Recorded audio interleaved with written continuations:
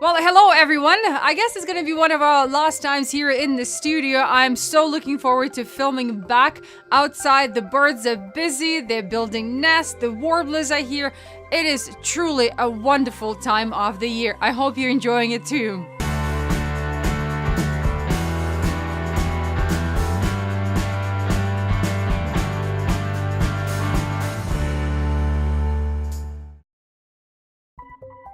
On Backyard Feeding, there are two things I want to talk to you about. Well, first of all, this Saturday, May the 5th, is the Global Big Day.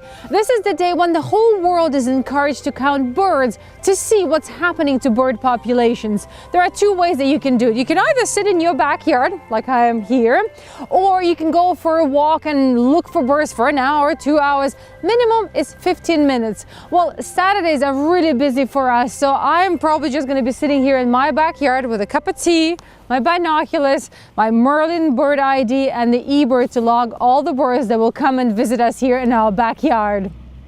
And the second thing I wanted to talk to you about is nests. It's nesting season. Someone from Georgia just called us the other day saying that they found a wren's nest inside their car and they just didn't know what to do. Well, first of all, in most provinces and states, it's illegal to disturb a bird's nest. You have to get in touch with a bird rehabilitation center for the experts to come and move the nest. So this is what I did. I called the Linichois. Remember the bird rehabilitation center we visited a couple of years ago. They have a list of all the other centers in both in Canada and in the US. Here's their number just in case. Be careful what you do and where you walk right now during the nesting season. You don't want to end up in a situation like this guy when he disturbs a Canada goose nest while playing golf.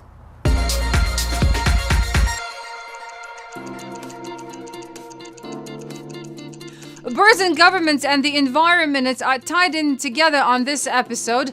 And as we head into the sowing and the planting season, David and I want to remind you that any kind of chemicals you use in your backyard or in your garden will have an impact on the environment around you. You know, it's been 56 years since Rachel Carson wrote her epic book called Silent Spring. The title referred to the potential complete absence of singing birds in the springtime due to the adverse effects of the indiscriminate use of pesticides in the environment. But I don't think we learned a damn thing.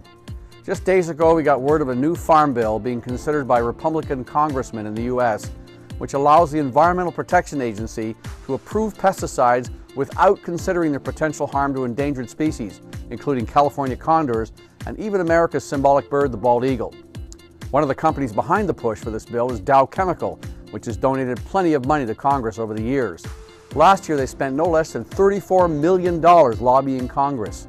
Instead of kowtowing to chemical companies, the US government should pay heed to the situation in France, where according to two independent studies, 1/3 of its bird numbers have basically disappeared over the last 15 years, partly due to the use of harmful agricultural pesticides. This finding has sent shockwaves to the scientific community there. And it's not necessarily because the pesticides have poisoned the birds directly, but instead they've systematically wiped out their food supply of insects, which they depend upon. Worse, the decline in bird populations is being observed not just in France, but all through Europe and the UK. I've often said in my lifetime that a world unfit for birds is a world unfit for humans. The bells are tolling, folks. Bill Dobb from Missouri has a question about something that he's seen. So he noticed a very disheveled blue jay, and then all of a sudden 7 other blue jays arrived as if trying to protect him. So Bill is curious to know whether this is common behavior for jays to flock all together when one of them is being attacked by a predator. Hi, Bill. You sound like a very experienced chap when it comes to feeding the birds and interpreting their behavior. And corvids like crows, ravens, and jays, with their highly social behavior, certainly offer plenty of interesting things to see. It's hard to argue with your explanation of that single disheveled blue jay showing up in your yard, which was largely abandoned by all other birds, save for the blue jays that eventually surrounded it. I'm going to assume that your observation was made in the non-breeding season, if only because that's primarily when one might see flocks of blue jays, often smaller than 10 birds. The fact that the bird's tail feathers are in disarray does suggest a predation encounter. A number of raptors such as hawks, falcons, and owls regularly prey upon blue jays, and they're not always successful, sometimes ending up with a footful of feathers and nothing else. I'm also not surprised that other members of its flock gathered about it attentively. Crows are especially famous for that behavior, but I wasn't able to find any information on that for blue jays. What does really puzzle me, though, a little bit, is the fact that the birds were not making any alarm calls about the predator's presence. But perhaps after striking out and losing the element of surprise, the hawk just moved on.